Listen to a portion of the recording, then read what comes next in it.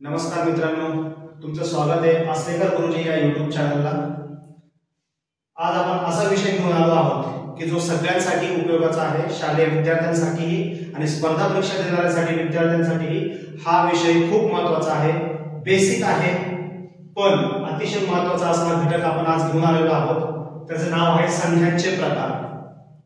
हा संख्यांचा प्रकार जरी सोपा असला पण तेवढाच तो समजायला कठीण आणि अतिशय महत्त्वाचा असा घटक आहे। तर आज आपण हे संख्यांचे प्रकार बघणार आहोत। एक एक प्रकारापासून आपण सुरुवात करणार आहोत। पहिला जो प्रकार आहे तो आहे नैसर्गिक संख्या, ज्याला इंग्रजीमध्ये आपण नॅचरल नंबर्स असेही म्हणतो। नैसर्गिक संख्या ज्याला इंग्रजीत आपण नॅचरल संख्या असेही म्हणतो आणि तो दाखवला जातो n या अक्षराने। n या अक्षराने दाखवला जातो। नैसर्गिक संख्या म्हणजे अशा संख्या ज्या संख्या आपण मोजण्यासाठी वापरतो। उदाहरणार्थ 1 2 3। उदाहरणार्थ जर आपण बघितलं तर 1 2 3 4 5 6 7 8 9 ते इन्फिनिट अनंत। म्हणजे या संख्यांना कुठेही लिमिट नाही। आपण जिथपर्यंत मोजू शकतो तिथपर्यंत जाणाऱ्या संख्या म्हणजे ह्या असतात आपल्या नैसर्गिक संख्या, ज्याला आपण नॅचरल नंबर्स पण म्हणतो। या संख्यांना कुठेही लिमिट नाही, त्या अनंत असतात, इन्फिनिट असतात। सगळ्यात छोटी नैसर्गिक संख्या जर कोणी विचारली तर ती आहे 1 आणि सगळ्यात मोठी नैसर्गिक संख्या जर कोणी विचारली तर ती आपण सांगू शकत नाही, कारण की ती अनंत आहे। दुसरा जो प्रकार आहे पूर्ण संख्या। पूर्ण संख्या ही संख्या W या अक्षराने दाखवली जाते। पूर्ण संख्या म्हणजे काय तर नैसर्गिक संख्यांमध्ये जेव्हा शून्य मिळवला जातो तेव्हा त्याला आपण म्हणतो पूर्ण संख्या। म्हणजे ज्या संख्यांची सुरुवात शून्यापासून होते। उदाहरणार्थ 0 1 2 3 4 5 6 7 8 9 इन्फिनिट अनंत, त्याला आपण म्हणतो पूर्ण संख्या। लहानात लहान पूर्ण संख्या म्हणजे 0 आणि मोठ्यात मोठी पूर्ण संख्या म्हणजे अनंत, जी आपण सांगू शकत नाही, असं त्याचं उत्तर होतं। पुढचा संख्येचा प्रकार आहे ती म्हणजे पूर्णांक संख्या। पूर्णांक संख्या म्हणजे काय अशी संख्या जी 0 पॉझिटिव्ह नंबर आणि निगेटिव्ह नंबर पासून बनलेली असते, त्याला आपण म्हणतो पूर्णांक संख्या। अशी संख्या जी 0 पॉझिटिव्ह नंबर आणि निगेटिव्ह नंबर यांचे मिळून बनलेले असते, त्याला आपण म्हणतो पूर्णांक संख्या। आणि पूर्णांक संख्या या आपण एका रेषेवर दाखवू शकतो। पुढची संख्यांचा प्रकार आहे ती म्हणजे समसंख्या। समसंख्या म्हणजे अशा पुढची संख्या जी आहे ती आहे समसंख्या। समसंख्या म्हणजे 2च्या पटीत येणारी संख्या। म्हणजेच काय ज्या संख्येच्या एकच स्थानी 2 आहे 4 आहे 6 आहे 8 आहे किंवा 0 आहे त्या संख्येला आपण समसंख्या असे म्हणतो। उदाहरणार्थ 20 ही समसंख्या आहे कारण त्याच्या एकच स्थानी आहे 0। 132 ही पण समसंख्या आहे कारण तिच्या एकच स्थानी आहे 2।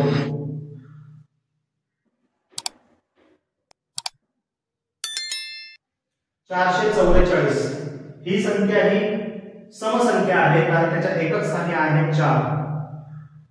पुढची संख्या आपण घेऊ 156। या संख्येच्या एकच स्थानी 6 आहे म्हणून ही संख्या सुद्धा आहे समसंख्या।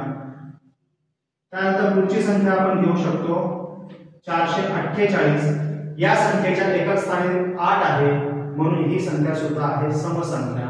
म्हणजेच काय, ज्याच्या एकक स्थानी 0 आहे, ज्याच्या एकक स्थानी 2 आहे, 4 आहे, 6 आहे, 8 आहे, त्या सगळ्या संख्या या समसंख्या असतात। मग त्या संख्या 2 अंकी असो, 3 अंकी असो, 4 अंकी असो, कितीही अंकी असो, फक्त आपल्याला त्याचा एकक स्थानचा अंक बघायचा आहे आणि ती सम आहे की नाही हे आपल्याला ओळखता येऊ शकतं। पुढची संख्या आहे विषम संख्या।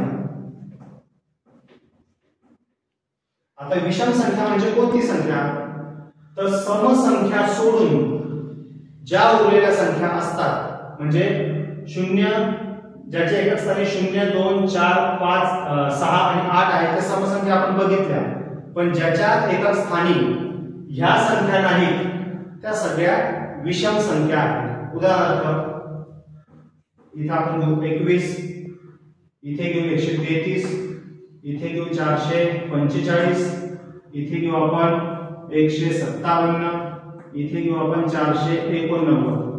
बघा आता एकक स्थानी 1 आहे, 3 आहे, 5 आहे, 7 आहे, 9 आहे। म्हणजे ज्यांच्या एकक स्थानी 1 असेल, 3 असेल, 5 असेल, 7 असेल किंवा 9 असेल त्या सगळ्या संख्या या कोणत्या संख्या असतात, या सगळ्या संख्या विषम संख्या असतात। हा आहे समसंख्या आणि विषम संख्यांमधला फरक। आता आपण पाहणार पुढची जी संख्या आहे ती आहे मूळ संख्या। मग मूळ संख्या म्हणजे कोणती संख्या, अशी संख्या ज्या संख्येला स्वतःने किंवा एकाने भाग जातो, एक या संख्येने भाग जातो त्याला आपण म्हणतो मूळ संख्या। पुन्हा एकदा सांगतो, ज्या संख्येला स्वतःने आणि एक या संख्येनेच भाग जातो त्याला आपण म्हणतो मूळ संख्या। उदाहरणार्थ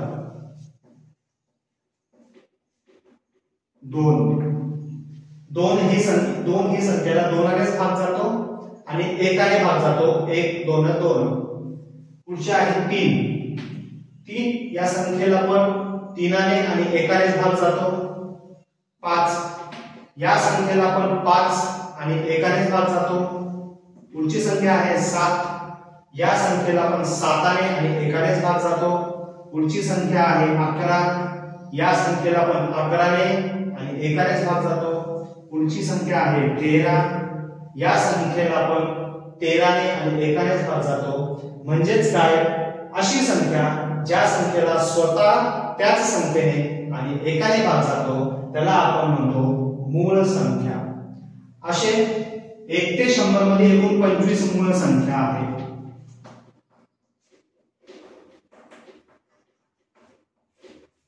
हा महत्त्वाचा प्रश्न आहे जो नेहमी स्पर्धा परीक्षांमध्ये विचारला जातो। पोलीस भरती, तलाठी, ग्रामसेवक आणि इतर स्पर्धा परीक्षांमध्ये सुद्धा विचारला जातो की 1 ते 100 या संख्यांमध्ये एकूण किती मूळ संख्या आहेत। तर 1 ते 100 या अंकांमध्ये एकूण 25 मूळ संख्या आहेत।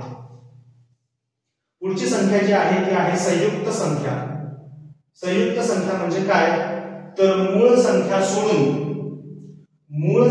सोडून ज्या उरलेल्या संख्या आहेत त्याला आपण संयुक्त संख्या असं म्हणतो। किंवा ज्या संख्यांना 2 पेक्षा जास्त संख्येने भाग जातो त्याला सुद्धा आपण संयुक्त संख्या असे म्हणू शकतो।